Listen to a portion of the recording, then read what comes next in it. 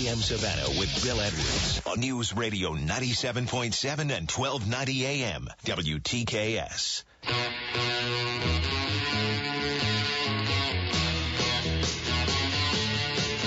13 minutes past 8 o'clock on this Thursday, the 20th day of October, after the third and final presidential debate for this time, and we're talking about the young vote today.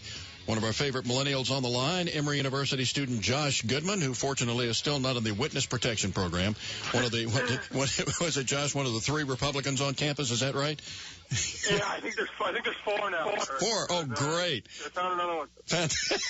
Fantastic. All right, Josh made national news some months back when he was on with Bill O'Reilly on the O'Reilly Factor after some students were traumatized and demanding the president do something about whoever, and doing an investigation and look at those camera videos and find out who put Trump 2016 written in chalk on the sidewalk. And Josh was able to struggle through. And Josh, what were your thoughts on last night's debate there, my man? Yeah, I thought it was a pretty good debate. I thought Chris Wallace definitely did a better job than the other moderators in the past, and it was more substantive. But I think they really just outlined a clear difference for the future of the country. You know, what do we want? Do we want a continuation of Obamacare, a continuation of higher taxes, more government? You know, do we want open borders, or do we want to finally change and redirect the course of our country? I think that was the key thing I took away from last night. Josh Goodman at Emory University. Josh, what what's dominating the headlines today? You know what it is, and how the media is trying to spin this. I understand what Donald Trump is trying to say, because he's been talking about the election being rigged, and he's not talking necessarily about voter fraud, although there's part of that. But he's talking about how the media is spinning this when it's like then the last debate where he said, "Oh, I see it's 3 against 1 tonight." And your thought, Josh, you there? Did we lose him? Yeah, I think I got. Oh, okay. Yeah, Donald Trump not saying that he would of course, that he would support the results. He might not accept the results.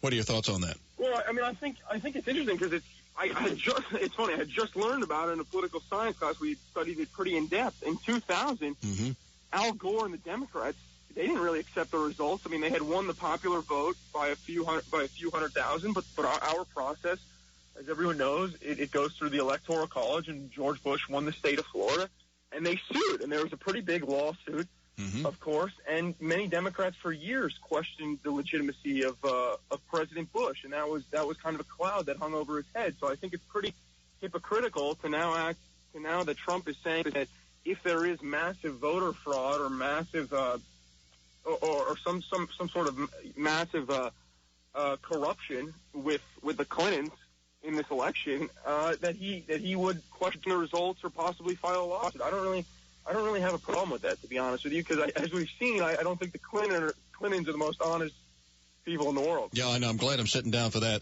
Josh Goodman at Emory University.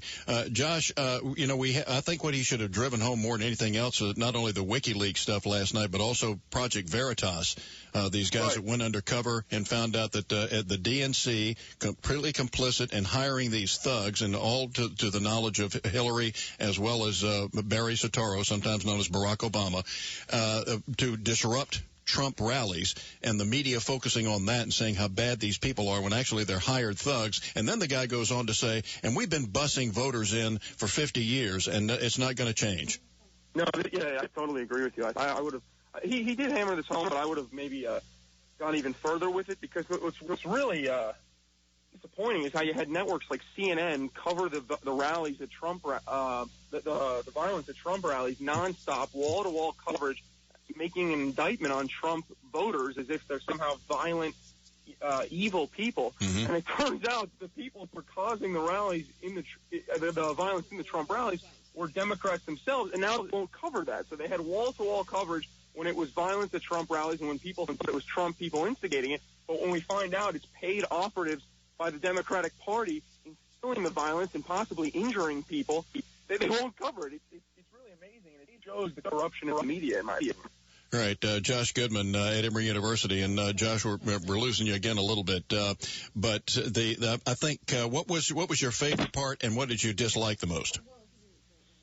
I thought Trump really hit Hillary Clinton pretty hard on all the money the Clinton Foundation has received from countries like Saudi Arabia and Qatar. She has this.